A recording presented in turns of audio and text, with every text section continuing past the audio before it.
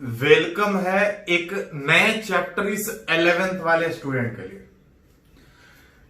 जो लोग भी इस साल जस्ट 10th पास करके आए हैं, फिजिक्स पढ़ने का बात करें तो ऑलरेडी बेसिक मैथ का कुछ लेक्चर, वीडियो लेक्चर डाला हुआ है, उसके बिना फिजिक्स नहीं पढ़ सकते हैं।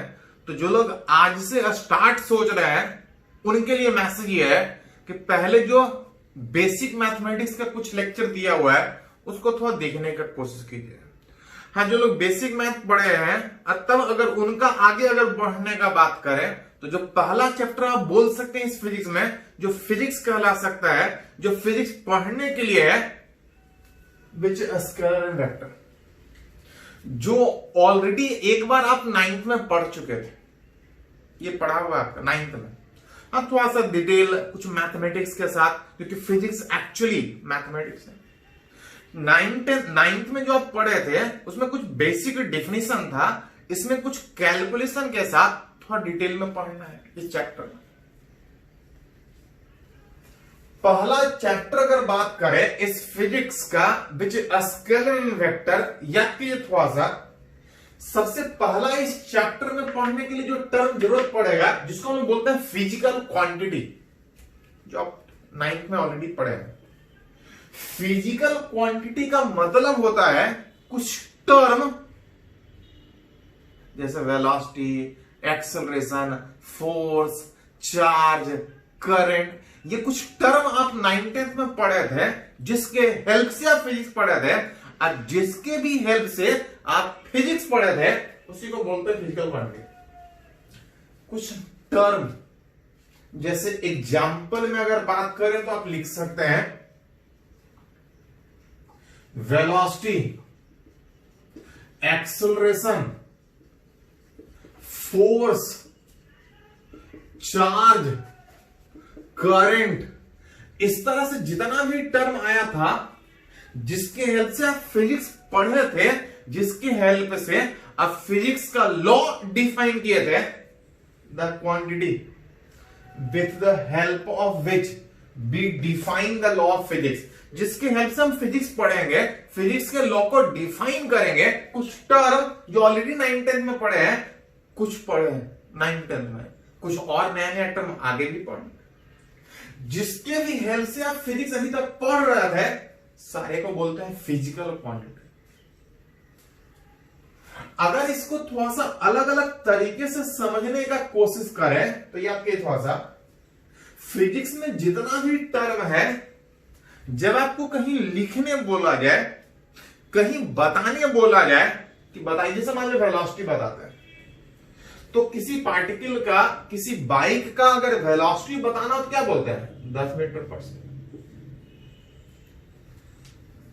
ये कुछ नंबर है और साथ में कुछ यूनिट भी है बगल में बताने के लिए, जो आप 9th में पढ़े हैं। फिजिक्स में जितना भी टर्म जिसको हम फिजिक्स पढ़ेंगे जिसको बोलते हैं फिजिकल क्वांटिटी, उसमें से बहुत सा टर्म ऐसा है जिसको बताने के लिए सिर्फ आपको नंबर चाहिए, सिर्फ बताने के लिए नंबर चाहिए, दैट इज न्यूमेरिकल वैल्यू चाहिए। जैसे वेलोसिटी को बताने के लिए 10 मीटर पर सेकेंड है, बहुत सा फिजिक्स में टर्म ऐसा भी है जिसको 10 मीटर पर सेकेंड लिखने के बजाय सिंपली खाली आप 10 लिखते हैं, सिंपली आप 4 लिखते हैं। तो फिजिक्स में बहुत सा टर्म ऐसा है जिसको फिजिकल क्वांटिटी बोल रहे थे, बहुत सा टर्म ऐसा है जिसको बताने के लिए सिर्फ आपको नंबर चाहिए, दैट इज न्यूमेरिकल वैल्यू चाहिए। ऐसा तब होगा, चाहिए ऐसा तब होगा जब वो एक तरह का रेशियो होगा, तभी ये पॉसिबल है कि उसको बताने के लिए सिर्फ नंबर चाहिए। जब वो एक रेशियो हो, रेशियो मतलब 2 का डिवीजन। जैसे एग्जांपल अगर समझने के लिए अगर बात करें, 9th में पढ़े थे, सॉरी 9th नहीं 10th में, रिफ्रैक्टिव इंडेक्स याद कीजिए थोड़ा सा। रिफ्रैक्टिव इंडेक्स अगर वाटर का बात करें तो याद कीजिए थोड़ा सा, 10th में पढ़ा था कि रिफ्रैक्टिव इंडेक्स वाटर का 4/3 होता है। रिफ्रैक्टिव इंडेक्स एक टर्म जिसके हेल्प से हम फिजिक्स का पढ़ने का बात कर रहे हैं, इसको बोल सकते हैं एक फिजिकल क्वांटिटी जो बताता है कि लाइट का स्पीड किसी मीडियम में कितना है, वाटर में कितना या किसी और मीडियम में कितना है। जब वाटर के रिफ्रैक्टिव इंडेक्स का बात करते हैं तो इसका वैल्यू 4/3 4/3 होता है। इसको बताने के लिए सिर्फ नंबर चाहिए, दैट इज न्यूमेरिकल वैल्यू चाहिए। अगर डिफिनीशन अगर बात कीजिएगा इस वाटर का रिफ्रैक्टिव इंडेक्स, तो डिफिनीशन होता है कि लाइट का स्पीड एयर में सबसे ज्यादा वाटर में कम होता है, और एयर के कंपेयर में वाटर में लाइट का स्पीड कितना कम है वो ये वाला फैक्टर बताता है। रिफ्रैक्टिव इंडेक्स एक तरह का रेशियो है, एयर में लाइट का स्पीड, वाटर में लाइट का स्पीड एक तरह का रेशियो होने के कारण उसको बताने के लिए सिर्फ आपको नंबर चाहिए, दैट इज न्यूमेरिकल वैल्यू चाहिए। वो एक तभी पॉसिबल है जब वो एक तरह का रेशियो है। तो लोग बात कर रहे हैं कि फिजिक्स में जितना भी टर्म है जिसको फिजिकल क्वांटिटी बोलते हैं उसको लिखते कैसे है, उसको बताते कैसे है। तो बताने के लिए बहुत सारा नहीं, बहुत सा ऐसा है जिसको बताने के लिए सिर्फ नंबर चाहिए, जो कि एक तरह का रेशियो है। इस तरह से कुछ है। फिजिक्स में बहुत सा ऐसा भी है जिसको बताने के लिए सिर्फ नंबर के बजाय आपको उसका मैग्नीट्यूड बताना होगा। मैग्नीट्यूड का मतलब होता है कि उसका कुछ न्यूमेरिकल वैल्यू होगा और साथ में यूनिट भी बताना पड़ेगा। मतलब कुछ क्रम ऐसा है जिसका बताने के लिए सिर्फ नंबर बोल दिए काफी है। कि वाटर में रिफ्रैक्टिव इंडेक्स अगर बात कीजिएगा तो 4/3 होता है, जो बता रहा है कि एयर के कंपेयर में वाटर में लाइट का स्पीड कम है। कितना टाइम्स कम है? 4/3 टाइम्स कम। एयर में सबसे ज्यादा होता है। सारा फिजिकल क्वांटिटी नहीं, कुछ फिजिकल क्वांटिटी को बताने के लिए नंबर चाहिए। अब कुछ फिजिकल क्वांटिटी बताने के लिए नंबर तो चाहिए, साथ में यूनिट भी बताना पड़ेगा। जैसे थोड़ा पहले भी बात कर रहे थे वेलोसिटी, किसी पार्टिकल का 10 मीटर पर सेकंड, खाली नंबर से काम नहीं चलेगा, बगल में यूनिट भी बताना पड़ेगा। बहुत सा टर्म ऐसा है जिसको बताने के नंबर और यूनिट चाहिए, जिसको बोलते हैं कि मैग्नीट्यूड चाहिए। ऐसे फिजिकल क्वांटिटी को हम लोग स्केलर क्वांटिटी बोलते हैं। ये एक तरह का रेशियो कहलाता है। ऐसा जिसको बताने के नंबर और यूनिट दोनों चाहिए उसको हम लोग स्केलर बोलते हैं। स्केलर फिजिकल क्वांटिटी 10th में पढ़ना, सॉरी 9th। हाँ, फिजिक्स में बहुत सा टर्म ऐसा भी है जिसको बताने के लिए सिर्फ मैग्नीट्यूड काफी नहीं, इतना काफी नहीं। जैसे किसी पार्टिकल पे फोर्स 10 न्यूटन लग रहा है, इतना काफी नहीं है। जैसे एग्जांपल बताते हैं कि अगर कोई पार्टिकल, कोई ऑब्जेक्ट कहीं रखा है, अगर इसके ऊपर 10 न्यूटन फोर्स लग रहा है, आप खुद सोच के देखिए कि 10 न्यूटन इधर लगे और 10 न्यूटन इधर लगे, तो क्या इस 10 न्यूटन इस 10 न्यूटन का इफेक्ट सेम होगा कि अलग अलग होगा? तो इसका इफेक्ट कुछ और होगा और इसका इफेक्ट कुछ और होगा। इसके कारण बॉडी में कुछ और तरीके का चेंज होगा और इसके कारण कुछ और तरीके का चेंज होगा। मतलब किसी पार्टिकल पे जो फोर्स लग रहा है, सिर्फ ये बताने के बजाय कि कितना फोर्स लग रहा है, आपको यही बताना पड़ेगा कि कौन से डायरेक्शन में लग रहा है, मैग्नीट्यूड, और साथ साथ डायरेक्शन भी चाहिए। खाली मैग्नीट्यूड बताने से काम नहीं चलेगा। ऐसे फिजिकल क्वांटिटी को हम लोग बोलते हैं वेक्टर क्वांटिटी, जिसको बताने के लिए मैग्नीट्यूड भी चाहिए और साथ में डायरेक्शन भी चाहिए। एग्जांपल में बात करें तो फोर्स। एक चीज और याद कीजिए, थोड़ा आप पढ़े थे कि वेलोसिटी बताने के लिए आपको मैग्नीट्यूड भी चाहिए और डायरेक्शन भी बताना पड़ेगा कि पार्टिकल किधर जा रहा है। हाँ, स्केलर तब होगा जब वो वेलोसिटी बोलने के बजाय आप उसको स्पीड बोलिएगा, जिसमें डायरेक्शन बताना जरूरी नहीं होता। तो डिटेल में पढ़ेंगे कि दोनों में क्या अंतर है, किस तरह से आगे हम लोग बात करेंगे। बेसिकली अभी तक ये आया कि फिजिक्स का एक नया चैप्टर जो हम लोग को पढ़ना है, विच चैप्टर का हेडिंग था स्केलर एंड वेक्टर। ध्यान रहे, आगे पढ़ने के लिए आपको पुराना जो बेसिक मैथमेटिक्स का कुछ लेक्चर डाला हुआ है इस चैनल पे, आपको उसको थोड़ा ध्यान में रखना पड़ेगा, क्योंकि आगे पढ़ने के लिए आपको जरूरत पड़ेगा। इनफैक्ट इसी चैप्टर में जरूरत पड़ेगा।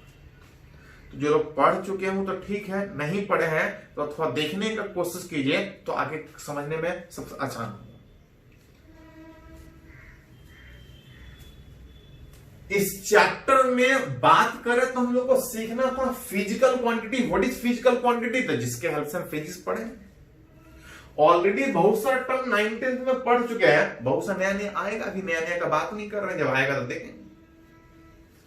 फिजिक्स में जितना भी टर्म था जिसको फिजिकल क्वांटिटी बता रहे थे, सबको बताने के लिए, दिखाने के लिए बहुत सा ऐसा है जिसके लिए सिर्फ नंबर चाहिए। ये तभी पॉसिबल था जो एक तरह का रेशियो था। बहुत सा फिजिकल क्वांटिटी ऐसा है कि नंबर से काम नहीं चलेगा, यूनिट भी बताना पड़ेगा, जिसको हम बोल रहे थे कि मैग्नीट्यूड बताना पड़ेगा। ऐसे फिजिकल क्वांटिटी जिसको बताने के लिए मैग्नीट्यूड चाहिए, इसको बोलते हैं स्केलर फिजिकल क्वांटिटी। अब फिजिक्स में बहुत सा टर्म ऐसा भी है जिसको नंबर से मैग्नीट्यूड से बताना काफी नहीं है, डायरेक्शन भी बताना पड़ेगा। ऐसे फिजिकल क्वांटिटी को क्या बोलते हैं, वेक्टर क्वांटिटी। ध्यान दें थोड़ा सा, जो स्केलर है या जो एक तरह का रेशियो है, इसको ऐड करना, सब्ट्रैक्ट करना, मल्टीप्लाई करना, जैसे नंबर मल्टीप्लाई या ऐड या सब्ट्रैक्ट करते हैं, बिल्कुल उसी तरह से स्केलर भी मल्टीप्लाई या सब्ट्रैक्ट करता है।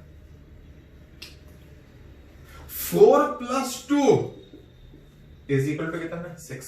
जैसे नंबर, वैसे ये फिजिकल क्वांटिटी भी मल्टीप्लाई, डिवाइड या एडिशन, सब्ट्रैक्शन होता है। लेकिन जब बात वेक्टर के एडिशन का आता है, वेक्टर के एडिशन का बात आता है, तो 4 + 2 = 2 ही होता है। जब नंबर जोड़ने का बात हो तो 6, स्केलर जोड़ने का बात हो तो 6, लेकिन जब वेक्टर जोड़ने का बात होता है तो 4 + 2 6 तो होता है, लेकिन कभी कभी 4 + 2 2 भी होता है। जिसे समझने के लिए कि अगर किसी पार्टिकल पे अगर 4 न्यूटन आगे फोर्स लग रहा है और 2 न्यूटन पीछे फोर्स लग रहा है, अगर ऐसे पूछे टोटल फोर्स कितना, 4 + 2 6 नहीं होता उसमें। आगे 4 पीछे 2, अगर पूछे फोर्स कितना लग रहा है, तब बोलते हैं 2 न्यूटन लग रहा है। 2 न्यूटन लगने का मतलब इस 4 न्यूटन + 2 न्यूटन का वैल्यू कितना है, तो 4 + 2 यहां पे 2 है। स्केलर का सम नॉर्मल सम होता है, नॉर्मल सब्ट्रैक्शन होता है, लेकिन वेक्टर का सम नॉर्मल सम नहीं होता है।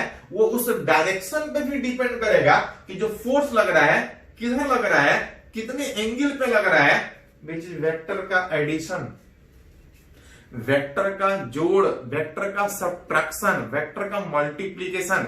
इस नंबर वाले के मल्टीप्लीकेशन से, स्केलर वाले के एडिशन से थोड़ा सा अलग होता है। इसलिए हमको डिटेल में वेक्टर के बारे में बात करना है। बाकी में कुछ खास नहीं है, तो उसके बारे में बहुत ज्यादा कुछ नहीं बात करना है। ये अलग तरीके से ऐड होगा, ये अलग तरीके से सब्ट्रैक्ट होगा, अलग तरीके से मल्टीप्लाई और डिवाइड होगा। इसके बारे में डिटेल में सीखना कि किस तरह से ऐड होगा, किस तरह से सब्ट्रैक्ट होगा। मतलब चैप्टर में स्केलर एंड वेक्टर लिखे हैं, लेकिन इसमें कुछ खास नहीं होने के कारण, इसके बारे में पढ़ने के बजाय ये कुछ खास होने के कारण, अलग तरीके से बिहेव करने के कारण, ये पूरा चैप्टर वेक्टर का है। मतलब वेक्टर के बारे में पढ़ना है, किस तरह से ऐड होगा, किस तरह से सब्ट्रैक्ट होगा। तो आगे हम लोग कंटिन्यू करते हैं, पहले इसको थोड़ा सा नोट कर लीजिए।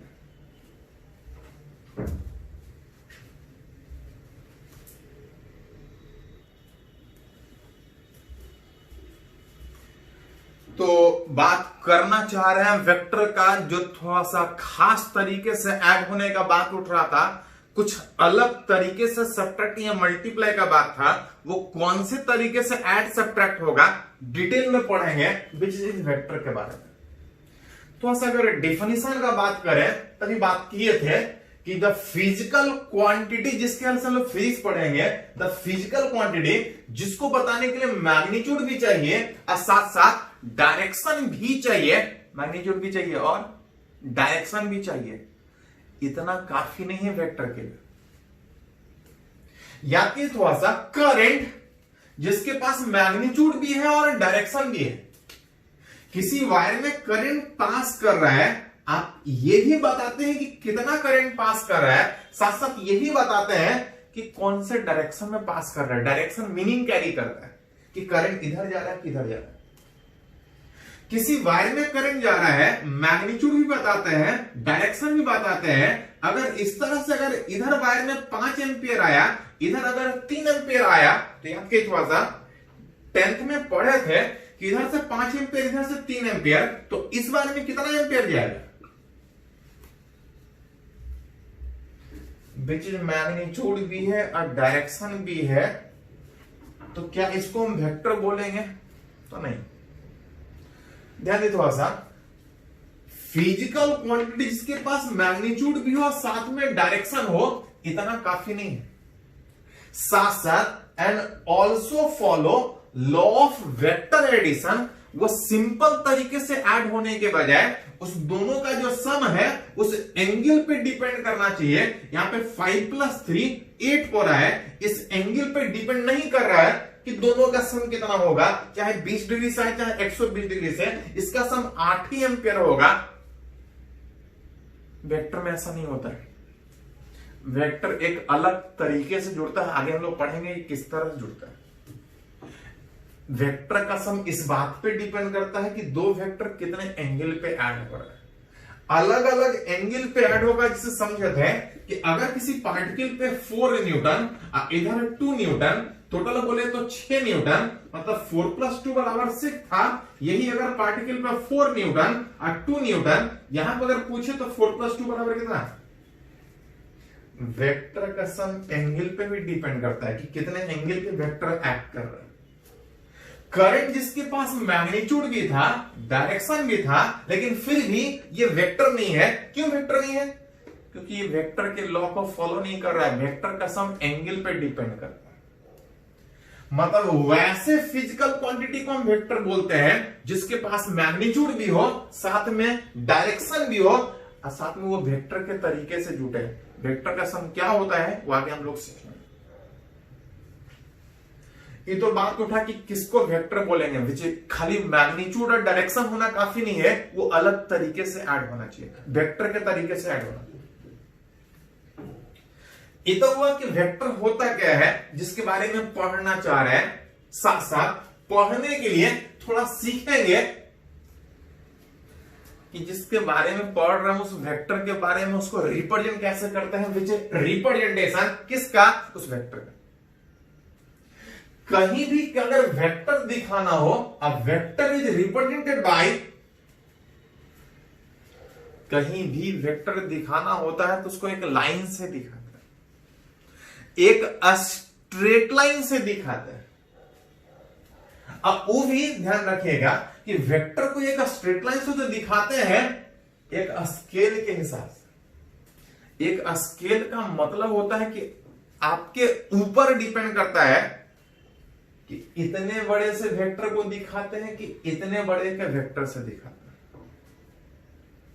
हाँ, एक चूजन स्केल से हिसाब से मतलब कि अगर कहीं कोई वेक्टर दिखा रहे हैं, अगर इसको बोल रहे हैं 10 न्यूटन, अगर उससे डबल लेंथ का दिखा रहा है तो इसको हमको बोलना पड़ेगा 20 न्यूटन। एक स्केल के हिसाब से कि इतने को 10 तो इसे डबल वाले को 20 बोलेंगे अप्रोक्सीमेट में।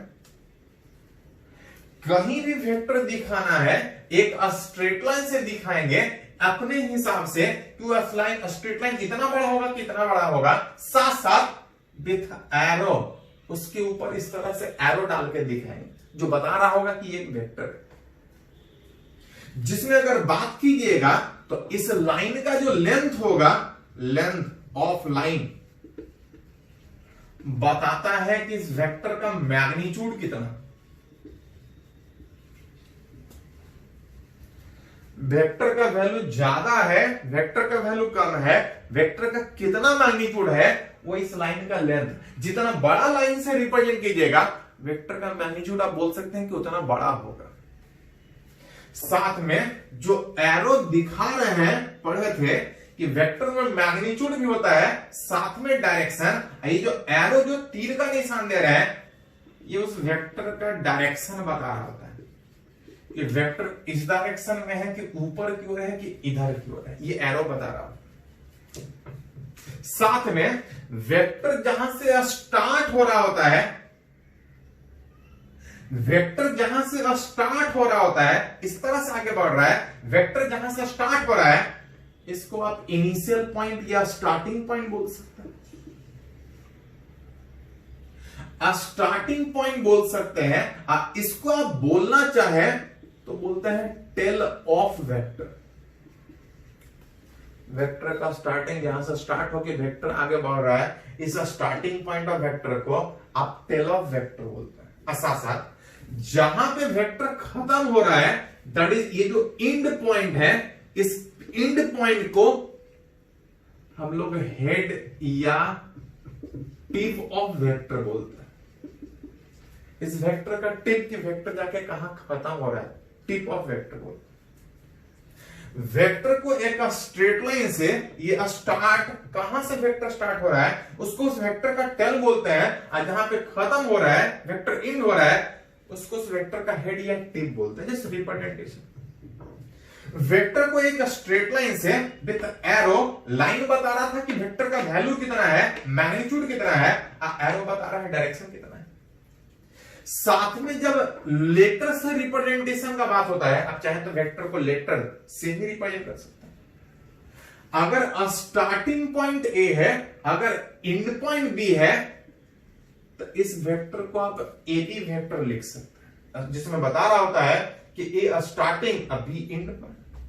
मन करे तो स्टार्टिंग और एंड से वेक्टर को इस तरह से दिखा सकते हैं, नहीं मन करे तो स्टार्टिंग और एंड के बजाय सिंपल एक सिंगल लेटर इस तरह से वेक्टर को रिप्रेजेंट कर सकते हैं।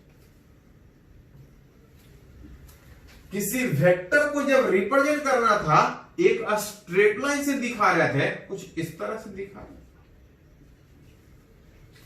लाइन कितना बड़ा था वो उस वेक्टर का वैल्यू था, जो एरो था वो डायरेक्शन बता रहा था, डायरेक्शन इधर होने का मतलब ये उस वेक्टर का टेल कहलाएगा, इधर से स्टार्ट हो रहा है। ये इस वेक्टर का टिप कहलाएगा या हेड कहलाएगा कि वेक्टर खत्म कहां हो रहा है।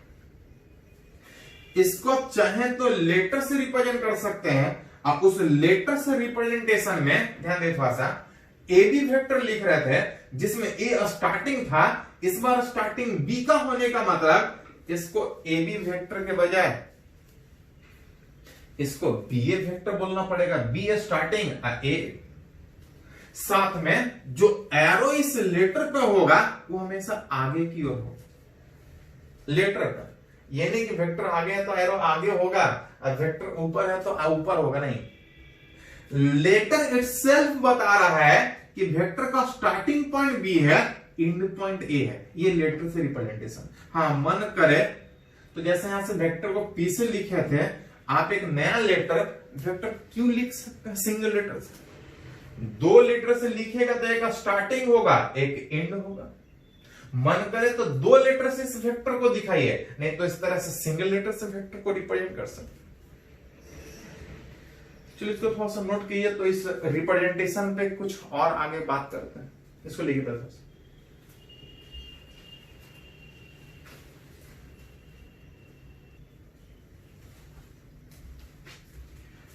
तो अभी हम लोग सीख रहे थे वेक्टर, जो थोड़ा सा खास तरीके से ऐड या सब्ट्रैक्ट होने का बात था। वेक्टर होता क्या है, उसको रिप्रेजेंट कैसे करते हैं, वो रिप्रेजेंटेशन सीख रहे थे। उसे रिप्रेजेंटेशन पे एक एग्जांपल बात करें, बोल रहा है कुछ वेक्टर दिया हुआ है, Newton that is force vector दिया हुआ है, बोल रहा है सारे को पेपर पे रिप्रेजेंट करना है, दिखाने सीखना है कि वेक्टर कहीं कैसे दिखाए। वेक्टर के दिखाने में इधर ईस्ट वेस्ट नॉर्थ साउथ दिख रहा है। याद कीजिए, थोड़ा सा आप पढ़े हैं कि अगर पेपर पे अगर नॉर्थ साउथ ईस्ट वेस्ट दिखाना है तो इधर हम लोग ईस्ट दिखाते हैं, ऊपर वाला डायरेक्शन हम लोग नॉर्थ दिखाते हैं पेपर पे, इधर वाला डायरेक्शन साउथ दिखाते हैं, ये वाला डायरेक्शन वेस्ट दिखाते हैं, ये वाला साउथ दिखाते हैं। इस तरह से रिप्रेजेंट। अगर कहीं पेपर पे ईस्ट वेस्ट नॉर्थ साउथ में दिखा रहा है तो इस तरह से, और बिल्कुल ये ऑरिजिन उसी तरह से काम करता है जैसे आप 10th में एक्स एक्सिस वाई एक्सिस सीखे। जहां पे पहला वेक्टर बोल रहा है 20 न्यूटन दिखाना है ड्यू ईस्ट के तरफ। ड्यू, जब ध्यान दिए थोड़ा सा, वेक्टर को एक लाइन से दिखाते हैं, जब तक नहीं कुछ बोला जाए लाइन स्टार्ट हमेशा ऑरिजिन से होगा। 20 न्यूटन ड्यू ईस्ट का मतलब कि वेक्टर यहां से स्टार्ट होकर ईस्ट के तरफ जाएगा। वेक्टर को एक लाइन से दिखाते हैं, कुछ इस तरह से लाइन दिखाएं। लाइन इतना बड़ा होगा कि इससे और बड़ा होगा, याद कीजिए थोड़ा सा हम लोग पढ़े हैं कि वो हमारे ऊपर डिपेंड करता है कि 20 न्यूटन वाले वेक्टर को इतने छोटे लाइन या इतने बड़े लाइन से दिखाना चाहता है। हाँ, अगर स्टार्ट यहां हो रहा है, वेक्टर इधर जा रहा है, तो वेक्टर को कुछ इस तरह से एरो डाल के दिखाएंगे। ये पहला वाला रिप्रेजेंटेशन किसका, मैग्नीट्यूड 20, और कौन से डायरेक्शन में, ईस्ट के डायरेक्शन में। जहां पे इस लाइन का लेंथ, उस वेक्टर का वैल्यू दैट इज कितना, 20 न्यूटन। 20 न्यूटन का मतलब कि अगर कहीं डायग्राम में दिखाना हो तो इसका बोल सकते हैं कि 20 न्यूटन। ये तो पहला वाला रिप्रेजेंटेशन था। अगर सारे को एक ही जगह पे दिखाएं तो दूसरा वाला बोल रहा है उस वेक्टर का मैग्नीट्यूड 10 न्यूटन है, कौन से डायरेक्शन में, साउथ वेस्ट। साउथ वेस्ट का मतलब, तो साउथ वेस्ट का मतलब होता है साउथ और वेस्ट के तरफ, कुछ नहीं बोला है तो साउथ वेस्ट के तरफ का मतलब बीचों बीच। साउथ भी है वेस्ट भी है, कुछ नहीं बोला है तो बिल्कुल बीचों बीच 45 डिग्री। वेक्टर इधर की ओर जाएगा, एक लाइन से वेक्टर को दिखाते हैं, ध्यान दें, लेकिन एक स्केल के हिसाब से, स्केल में अगर इतने बड़े लाइन को अगर 20 न्यूटन बोल रहे हैं, यहां पर 10 न्यूटन है, मतलब लाइन का लेंथ लगभग आधा हो। इतने बड़े लाइन को अगर 20 बोल रहे हैं, अगर हमको 10 न्यूटन दिखाना है तो ठीक आधा लाइन कुछ इस तरह से दिखे। बीचों बीच 45 डिग्री पे ये दूसरा वाला वेक्टर है। एक चूजन स्केल कि इतने बड़े को 20 अगर 10 दिखाना तो ठीक आधा लाइन एरो वेक्टर का डायरेक्शन दिखा रहा हो।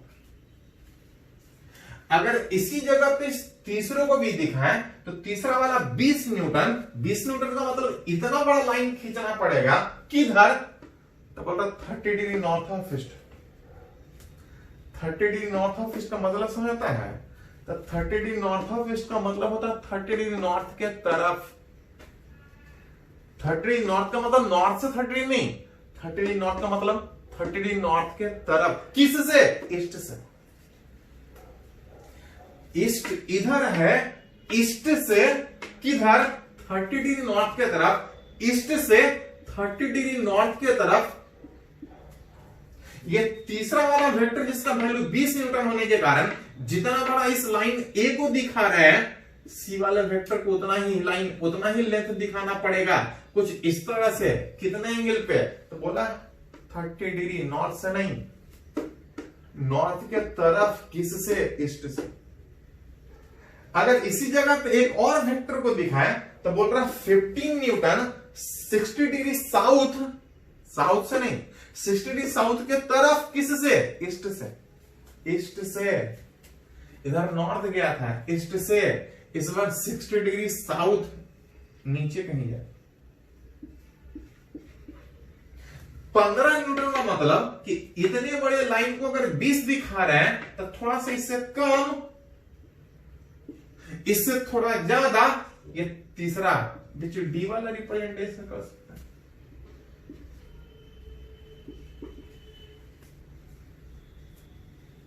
एक लास्ट अगर इसी जगह पे एक और वेक्टर रिप्रेजेंट करे तो इस और वेक्टर का वैल्यू दिया है 10 न्यूटन का मतलब इतना वाला लाइन दिखाना पड़ेगा किधर, 30 डिग्री वेस्ट।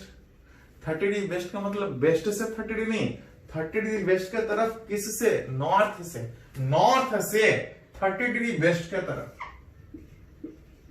नॉर्थ से इधर जाता है तो ईस्ट होता है, वेस्ट के तरफ 30 डिग्री वेस्ट की तरफ कितना? 10 न्यूटन का मतलब जितना बड़ा ये लाइन लगभग दिखाया है, आसपास उसी तरह से ये पांचवा वाला वेक्टर। अगर पेपर पे अगर कहीं वेक्टर दिखाना हो तो इस तरह से रिप्रेजेंट कर सकते हैं। एक स्केल विथ एरो किस तरह से डालेंगे? तो कुछ इस तरह से। तो ये हम लोग बात की कि वेक्टर होता क्या है, उसको रिप्रेजेंट कैसे करते हैं, और आगे बात करेंगे। पहले इसको थोड़ा सा नोट करना है तो नोट कर लीजिए।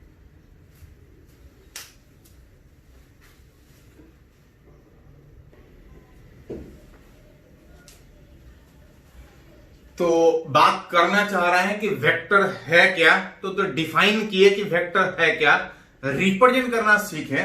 थोड़ा सा बात उठ रहा था कि वेक्टर अलग तरीके से बिहेव कर रहा है, उस अलग तरह से किस तरह से बिहेव करेगा, किस तरह से ऐड होगा, उससे पढ़ने से पहले एक थोड़ा सा टर्म बात करेंगे, प्रॉपर्टी उस वेक्टर का, कि अलग अलग कंडीशन में जो वेक्टर है रिप्रेजेंट कैसे करें, वो करेंगे, वो सीखे।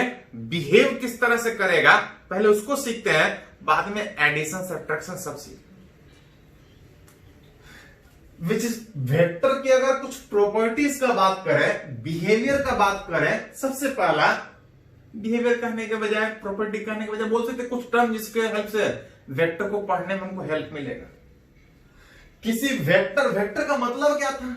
इस वेक्टर के पास मैग्नीट्यूड भी है और डायरेक्शन भी है। अगर कहीं ऐसा लिखा है मतलब ये वेक्टर लिखा है, जिसके पास मैग्नीट्यूड भी है, डायरेक्शन भी है। अगर इसका सिर्फ मैग्नीट्यूड दिखाना हो, ऐसा दिखा है मतलब मैग्नीट्यूड डायरेक्शन दोनों है। अगर इसका सिर्फ मैग्नीट्यूड दिखाना है तो वेक्टर के मैग्नीट्यूड को कुछ इस तरह से रिप्रेजेंट करो। मैग्नीट्यूड किसी वेक्टर का इज रिप्रेजेंटेड बाय, आप इस तरह से लिखते हैं या तो इस तरह से मॉड्यूलस में लिख पढ़े थे कि वेक्टर को मन करे तो सिंगल लेटर से भी लिख सकते हैं, 2 लेटर से भी लिख सकते हैं। अगर ऐसा लिखा है मतलब वेक्टर के पास मैग्नीट्यूड डायरेक्शन दोनों दिखाया जा रहा है। अगर सिर्फ मैग्नीट्यूड दिखाना है तो इस तरह से या तो इस तरह से लिख सकते हैं। यहां पे सिंपल है, वेक्टर के खाली मैग्नीट्यूड, सिर्फ मैग्नीट्यूड को दिखाना है तो कुछ मॉड्यूलस कुछ इस तरह से आप दिखा सकते। साथ साथ एक टर्म अगर बात कीजिएगा कि दो वेक्टर को हम इक्वल बोलेंगे।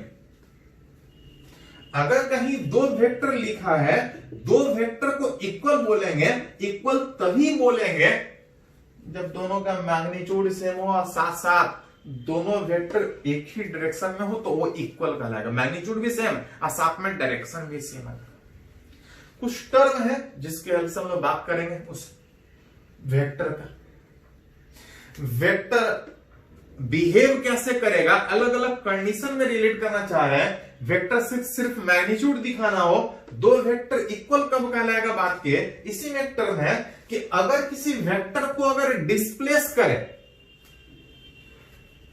डिस्प्लेस मतलब एक जगह से दूसरी जगह लेके जाए, पैरेलल टू इटसेल्फ, कहीं पेपर में दिखाना हो तो पढ़ रहे थे कि वेक्टर को इस तरह से एक लाइन से दिखाता है।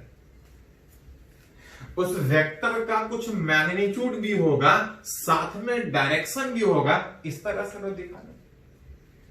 जो वेक्टर है अगर इसको पैरेलली, पैरेलली का मतलब हर एक पॉइंट अगर बराबर से शिफ्ट करें, हर एक पॉइंट बराबर से शिफ्ट करें, इसी को शिफ्ट करें, इसी को शिफ्ट कर रहे हैं तो मैग्नीट्यूड तो वही होगा।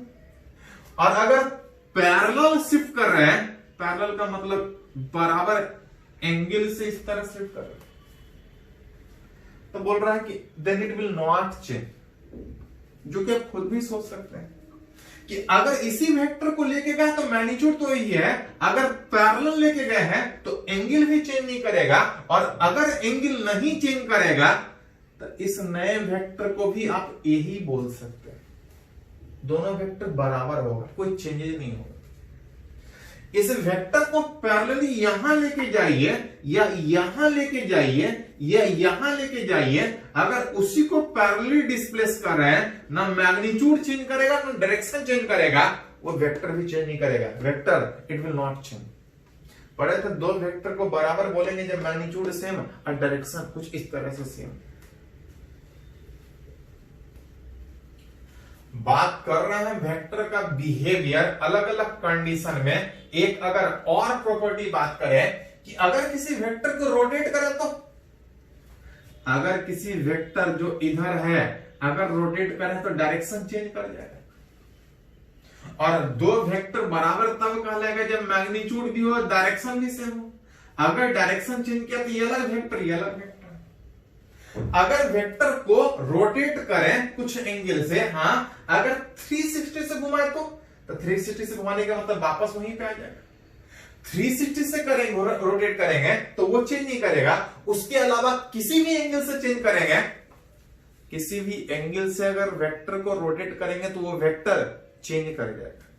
मतलब रोटेट करें तो वेक्टर चेंज करेगा, लेकिन अगर पैरेलली डिस्प्लेस करें तो वेक्टर चेंज नहीं करेगा। प्रॉपर्टी सीख रहे हैं अलग अलग कंडीशन में वेक्टर का बिहेवियर।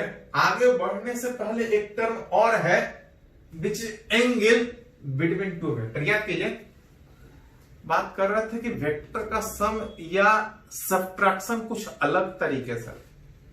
वेक्टर का सम बात उठ रहा था कि एंगल पे डिपेंड करता है। तो सबसे पहले उस सम के पढ़ने से पहले हम लोग ये सीखेंगे कि जिस वेक्टर के सम का वैल्यू एंगल पे डिपेंड करता है वो एंगल किसको बोलेंगे, कैसे रिलेट करेंगे, कितना एंगल होगा, कैसे रिलेट करेंगे, उसके बारे में।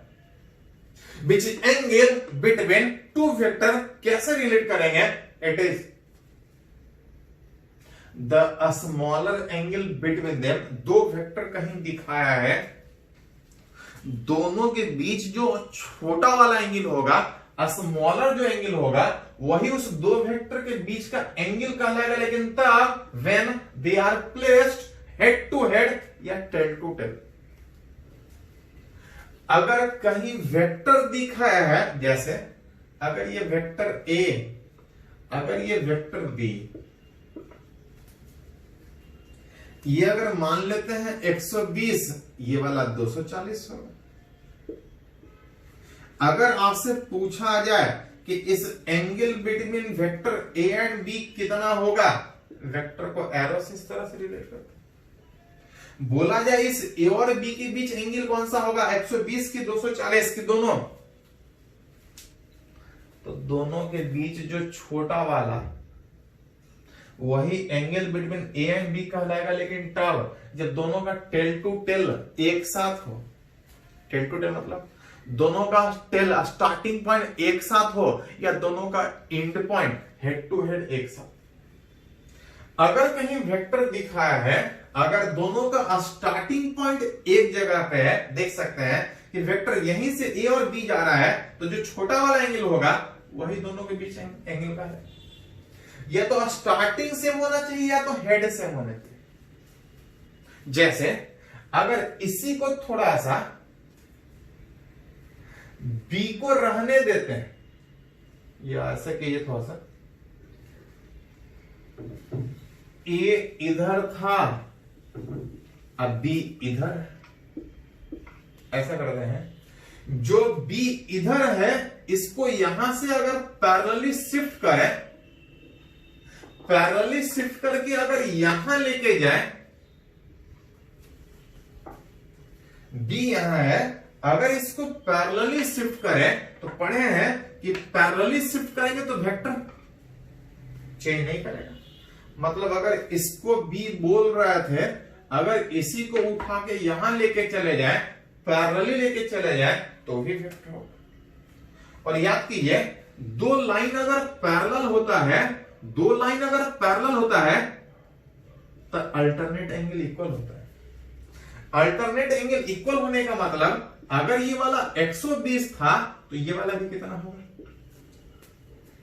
देख सकते हैं कि यहां पे दोनों का स्टार्टिंग एक था, अगर शिफ्ट किए तो बी ही रहा, कोई फर्क नहीं पड़ा। और इसका हेड इसका हेड इस बार एक साथ है, हेड टू हेड हो या टेल टू टेल हो, दोनों के बीच जो छोटा वाला एंगल होगा ये 120, ये 240, जो छोटा वाला एंगल होगा वही उस दो वेक्टर के बीच का एंगल कहलाएगा। तो मन करे तो टेल टू टेल एक साथ रख के सोच सकते हैं। अगर टेल टू टेल एक साथ रखा है तो इसको सोचने की जरूरत नहीं। मन करे तो हेड टू हेड रख के सोच सकते हैं। Head to head, head head दोनों का एक साथ, दोनों का एंड पॉइंट एक साथ हो तो स्टार्टिंग एक साथ करने का जरूरत नहीं। मतलब आइदर हेड टू हेड एक साथ हो, आइदर टेल टू टेल एक साथ हो, दो वेक्टर के बीच जो छोटा वाला एंगल होगा वही उस वेक्टर के बीच के एंगल का है। आगे बढ़ने से पहले एक दो एग्जांपल इस पे और करेंगे, पहले इसको थोड़ा सा नोट कर लीजिए।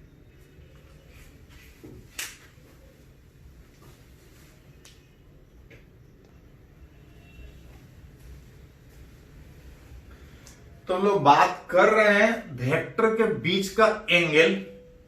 एक एग्जांपल सीखेगा कि एग्जांपल और बात करें। मान लेते हैं वेक्टर ए कहीं इधर दिखा है, अब वेक्टर बी कहीं इधर दिखा है। अब दोनों के बीच अगर एंगल 120 डिग्री, तो आपसे पूछा जा रहा है कि angle between A and B कितना होगा। पढ़े हैं कि वेक्टर का सम इस बात पे डिपेंड करता है कि एंगल दोनों के बीच कितना है। तो पहले सीख रहे हैं कि एंगल कैसे रिलेट करते हैं, किसको एंगल बोले। दो वेक्टर डायग्राम में दिखा है, दोनों के बीच एंगल दिया हुआ है, पूछा जा रहा है कि दो वेक्टर के बीच एंगल कितना होगा। पढ़े थे कि दो वेक्टर अगर कहीं दिखाया हो तो जो छोटा वाला एंगल होगा वही एंगल बिटवीन टू वेक्टर कहलाएगा। दैट इज क्वेश्चन में आंसर कितना है, 120 डिग्री होता है। लेकिन तब जब या तो दोनों का स्टार्टिंग एक साथ हो या तो एंड एक साथ। यहां पे अगर गौर से देखिएगा, ये वेक्टर इधर की ओर जा रहा है, इस वेक्टर का एंड यहां पे है और इस वेक्टर का स्टार्टिंग यहां पे। मतलब एक का एंड एक का स्टार्टिंग यहां पे है। ऐसे केस में वेक्टर का एंगल आप डिफाइन ही नहीं कर सकते। याद कीजिए, वेक्टर का एंगल तब डिफाइन करते थे, छोटा वाला एंगल होता था तब होता था जब दोनों का स्टार्टिंग पॉइंट एक साथ या दोनों का एंड पॉइंट एक साथ। अभी एक का एंड एक का स्टार्टिंग है, ऐसे केस में एंगल निकाल ही नहीं सकते हैं। करते क्या है कि या तो दोनों का स्टार्टिंग एक साथ लेके आ जाइए या तो एंड एक साथ लेके आइए, तभी आप डिफाइन कर सकते हैं। अगर हम ऐसा करें कि इस बी को रहने दें, जो ए इधर था, जो ए इधर था, अगर इसको पैरेलली डिस्प्लेस कर दें तो पढ़े हैं कि अगर किसी वेक्टर को पैरेलली डिस्प्लेस करें तो वो वेक्टर चेंज नहीं करता है। पैरेलली डिस्प्लेस करेगा तो मैग्नीट्यूड डायरेक्शन सेम ही होगा। अगर इसको ए बोल रहा है तो इसको भी ए ही बोलेंगे। और अगर ये 120 दिख रहा है तो ये वाला 60 होगा। तब अगर दोनों वेक्टर का स्टार्टिंग पॉइंट एक साथ हो तो दोनों के बीच जो छोटा वाला एंगल होगा वही वेक्टर के बीच का एंगल कहलाएगा। मतलब अगर ऐसा डायग्राम दिखा है 120 एंगल नहीं कहलाएगा, ये 60 एंगल बिटवीन टू वेक्टर कहलाएगा। जैसे एक अगर और एग्जांपल बात करें कि फॉर 3 वेक्टर अगर कहीं डायग्राम में दिखाया है, अगर ये ए, अगर ये बी, अगर ये सी, अगर तीनों के बीच अगर कुछ एंगल दिया है 50 डिग्री, 60 डिग्री, 70 डिग्री, ट्रायंगल बन रहा है, टोटल 180 होना चाहिए। अब तब आपसे पूछा जाए कि angle between vector A and B कितना होगा, तो ए इधर है अब बी इधर है, ए का एंड यहां पे अब बी का स्टार्टिंग वहां पे, ए का एंड वहां पे अब बी का स्टार्टिंग यहां पे। ऐसे केस में अगर ये एंगल 50 डिग्री दिया है तो हम एंगल 50 डिग्री बोल ही नहीं सकते। हाँ, अगर इस बी को रहने दे, ए जो इधर था अगर इसको शिफ्ट करके आगे लेके जाए तो ये जो 50 है इधर वाला आ जाएगा 130 डिग्री। अब तो आपसे पूछा जाए तो दोनों का स्टार्टिंग अब एक साथ दिख रहा है, यहां पे नहीं दिख रहा था। Angle between two vector 50 degree के बजाय 130 डिग्री हो। अगर बोला जाए एंगल बिटवीन, अगर वेक्टर बी एंड सी अगर आपसे पूछा जाए तो गौर से देखिएगा, तो बी का इंड और सी का इंड एक ही साथ है, और अगर दोनों का इंड एक ही साथ है तो हमको कुछ करने का जरूरत नहीं।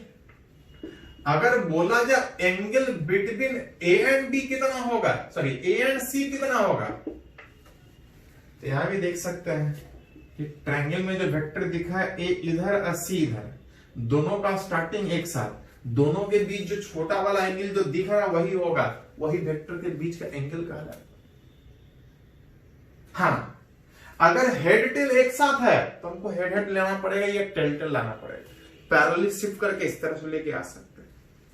चल इसको लिखे थोड़ा सा।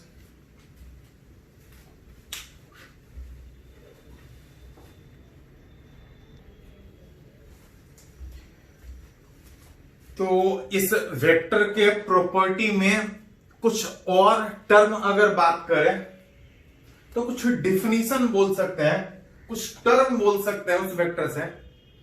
एक टर्म है निगेटिव वेक्टर। नाम से ही डिफिनीशन काफी है कि अगर दो वेक्टर में एक का मैग्नीट्यूड, दोनों का मैग्नीट्यूड सेम हो लेकिन डायरेक्शन अगर अपोजिट हो तो एक दूसरे का निगेटिव कहलाए। जैसे अगर कोई वेक्टर आगे की ओर अगर दिखाया है, अगर उतना ही बड़ा वेक्टर है लेकिन ठीक अपोजिट डायरेक्शन में दिखाया है, तो इसको आप ए से दिखा रहे हैं तो इसको आप माइनस ए से दिखा सकते हैं। मैग्नीट्यूड सेम है लेकिन डायरेक्शन अपोजिट है, उसको आप नेगेटिव वेक्टर बोल सकते हैं। इसी में एक टर्म है नल वेक्टर या जीरो वेक्टर। जैसे एग्जांपल से समझते हैं कि अगर किसी पार्टिकल पे अगर 10 न्यूटन का फोर्स इधर लगे, अब इसी पे एक और फोर्स 10 न्यूटन पीछे लगे, अगर आपसे कोई पूछे तो बोले फोर्स लग रहा है कि नहीं लग रहा था, हाँ लग रहा है, एक नहीं दो फोर्स लग रहा है। लेकिन अगर कोई पूछे कि कितना फोर्स लग रहा है तो आप बोल सकते हैं कि इस फोर्स का वैल्यू कितना, तो 10 और 10 अपोजिट में कैंसिल होकर 0। ऐसा लिखना गलत है। फोर्स दो लग रहा है, हाँ इस फोर्स का मैग्नीट्यूड 0 है, वैसे 0 को 0 लिखने के बजाय सही तरीके से लिखना हो तो इस तरह से लिखते हैं, इसको बोलते हैं नल वेक्टर या जीरो वेक्टर। एक ऐसा वेक्टर जिसका मैग्नीट्यूड 0, फोर्स लग रहा था लेकिन मैग्नीट्यूड 0 था, कुछ इस तरह से दिखाएंगे। ऐसा लिखना गलत रिप्रेजेंटेशन है। हाँ, आदत खराब होने के कारण हम लोग लिखते हैं, लिखेंगे, लेकिन सही तरीके से अगर फिजिक्स का बोला जाए तो इस तरह से जीरो वेक्टर लिखा जाए। अगर उस जीरो वेक्टर के डायरेक्शन का बात करें तो कहीं नेट है ही नहीं, किधर या इधर जाएगा, तो बोला जाता है इसका डायरेक्शन इनडिटरमिनेट, दैट इज इसके डायरेक्शन को हम नहीं बता सकते क्योंकि नेट लग ही नहीं रहा है किधर किधर लगे। इसी में टर्म है, इसको बोलते हैं पैरेलल वेक्टर। नाम से ही डिफिनेशन, पैरेलल का मतलब सेम डायरेक्शन। जितना भी वेक्टर है तो वो तीनों ज्यादा हो, जितना भी वेक्टर है अगर सारा वेक्टर अगर एक ही डायरेक्शन में है तो that vector is called parallel vector. What is anti parallel, तो ठीक अपोजिट में। इसी में टर्म है, इसको बोलते हैं कोलिनियर वेक्टर। कोलिनियर का मतलब कि जितना भी वेक्टर है अगर सारा एक ही लाइन के अलोंग, वो उस लाइन के अलोंग इधर भी हो सकता है इधर भी हो सकता है, जरूरत पड़ने पे पैरेलली डिस्प्लेस कीजिएगा। सारे को अगर एक लाइन पे दिखा सकते हैं, पैरेलली डिस्प्लेस करेंगे तो वेक्टर नहीं चेंज करेगा। सारे वेक्टर चाहे उधर हो चाहे इधर हो, अगर सारे को एक लाइन पे दिखा सकते हैं दैट इज कॉल्ड, जिसको बोल सकते हैं कोलिनियर वेक्टर। तो ये कुछ टर्म है जो आपको क्वेश्चन बनाने में या समझने में जरूरत पड़ेगा। बहुत ज्यादा डिफिनेशन आपको पूछा नहीं जाएगा, हाँ थोड़ा समझने के लिए कि पैरेलल क्या होता है, नल क्या होता है, नेगेटिव क्या होता है, कोलिनियर किसको बोलेंगे, जिसे बोल देगा कोलिनियर वेक्टर है। सेम लाइन मतलब वेक्टर या तो उधर हो या तो अपोजिट, मतलब सीधा भी हो सकता है अपोजिट में भी हो सकता है। इसी में टर्म है जिसको बोलते हैं को इनिशियल, नाम से ही दिख रहा है को इनिशियल, सारे का स्टार्टिंग एक साथ। जैसे एग्जांपल बात करें कि अगर किसी पार्टिकल पे F1, F2, F3 और F4 4 वेक्टर लग रहा है, अगर आपसे पूछा जाए कि कौन कौन को इनिशियल है, किसका किसका स्टार्टिंग पॉइंट एक साथ है, तो F1 F2 का तो स्टार्टिंग एक साथ दिख ही रहा है, इसी पे है। क्या F3 और F4 भी स्टार्टिंग पॉइंट वहीं पे है? तो ऑल आर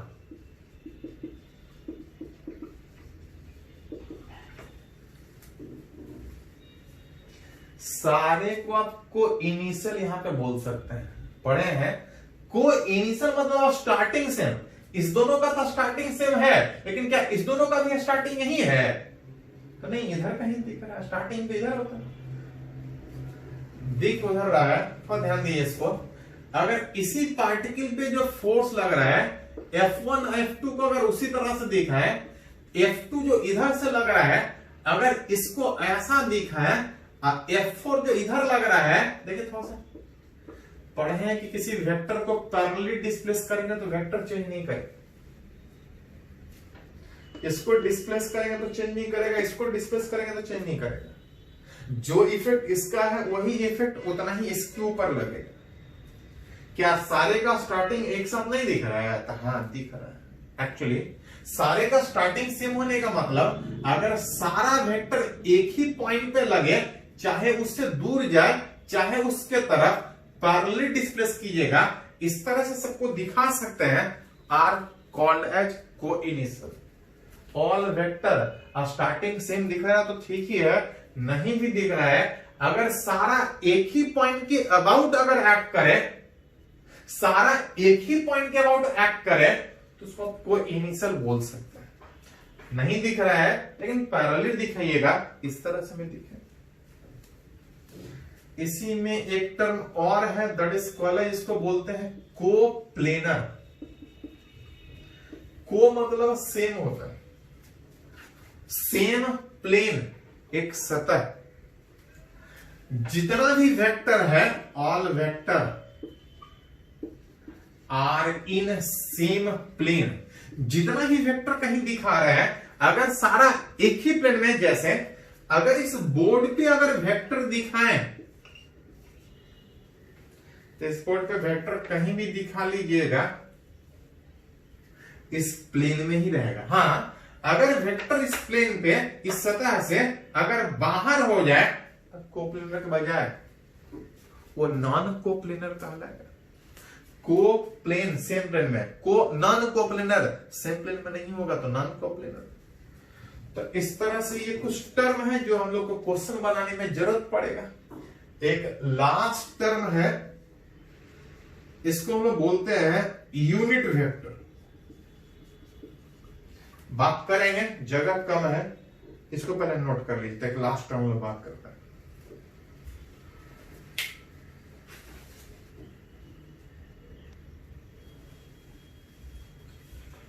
तो इस पहले वाले लेक्चर का एक last term which unit vector, ये आपको हमेशा जरूरत पड़ेगा फिजिक्स में।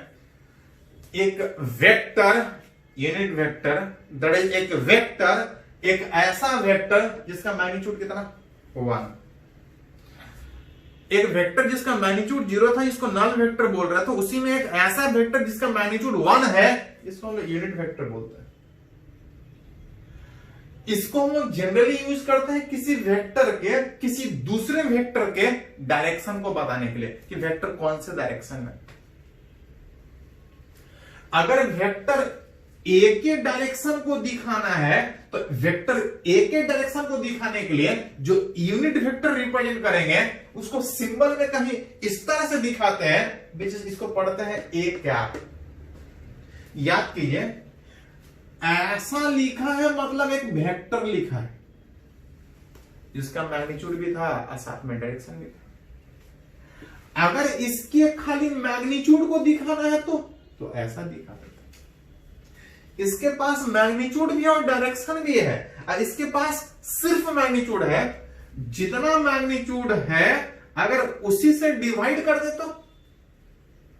तो जितना मैग्नीट्यूड है उसी से डिवाइड करेंगे तो ये एक ऐसा वेक्टर होगा जिसका मैग्नीट्यूड कितना होगा 1।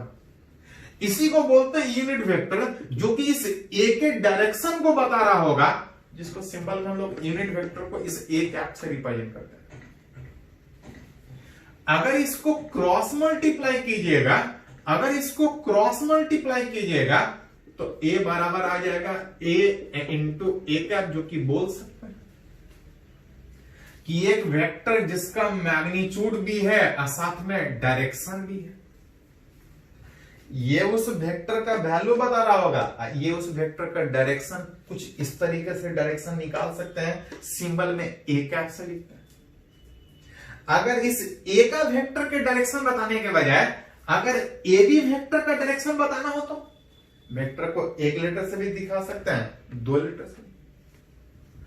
जिस तरह से वेक्टर ए के डायरेक्शन को ए कैप से दिखाते थे, वेक्टर ए बी के डायरेक्शन को ए बी कैप से दिखाएंगे, पढ़ेंगे A B cap.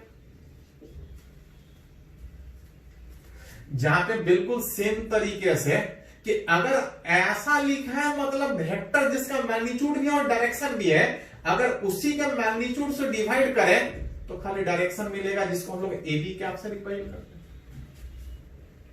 Cross multiply में अगर कोई बोले कि अगर ये वेक्टर है तो इसका कुछ मैग्नीट्यूड भी होगा और साथ में डायरेक्शन, कुछ इस तरह से रिप्रेजेंट कर सकते। तो वेक्टर अगर उसका सिर्फ डायरेक्शन दिखाना हो तो यूनिट वेक्टर, मैग्नीट्यूड डायरेक्शन दोनों दिखाना हो तो ऐसा, सिर्फ मैग्नीट्यूड तो ऐसा, सिर्फ डायरेक्शन तो इस तरह से रिप्रेजेंट करेंगे। हाँ, एक स्टैंडर्ड है कि अगर कोई वेक्टर एक्स एक्सिस की तरफ है, अगर उसके डायरेक्शन को दिखाना है आर रिप्रेजेंटेड बाय, उसको आई कैप से दिखाते हैं। किसके डायरेक्शन को? तो अगर कोई वेक्टर एक्स के तरफ, अगर कोई वेक्टर वाई की तरफ है तो स्टैंडर्ड है, बताने का जरूरत नहीं है। अगर कहीं जे कैप है तो ये डायरेक्शन बता रहा है वाई एक्सिस का, एक्स एक्सिस का direction I cap, Y axis का डायरेक्शन जे कैप, एंड अगर एक और एक्सिस जेड एक्सिस जो तीनों के परपेंडिकुलर इधर होता है, एक एक्स एक्सिस एक वाई एक्सिस, अगर पेपर के बाहर दिखाना हो तो जेड एक्सिस। ये इधर दिखा रहे हैं, ये बाहर की ओर होगा, आगे यूज करेंगे। अगर बाहर वाले जेड डायरेक्शन को दिखाना है तो उसको जेड डायरेक्शन बोलते हैं, और उस डायरेक्शन में अगर यूनिट वेक्टर दिखाना है तो उसको हम लोग के कैप से लिखते हैं। वाई एक्सिस वाला डायरेक्शन को जे कैप और जेड वाला डायरेक्शन को के कैप रेस्पेक्टिवली। तो ये कुछ टर्म हुआ जो वेक्टर पढ़ने के लिए हमको जरूरत पड़ेगा। अगले वाले लेक्चर में थोड़ा सीखेंगे कि वेक्टर को ऐड कैसे करते हैं, वेक्टर का addition, law of vector addition. अभी सिर्फ रिप्रेजेंटेशन और कुछ प्रॉपर्टी सीखे। चलिए आज इतना ही रहेगा, बाकी नेक्स्ट लेक्चर में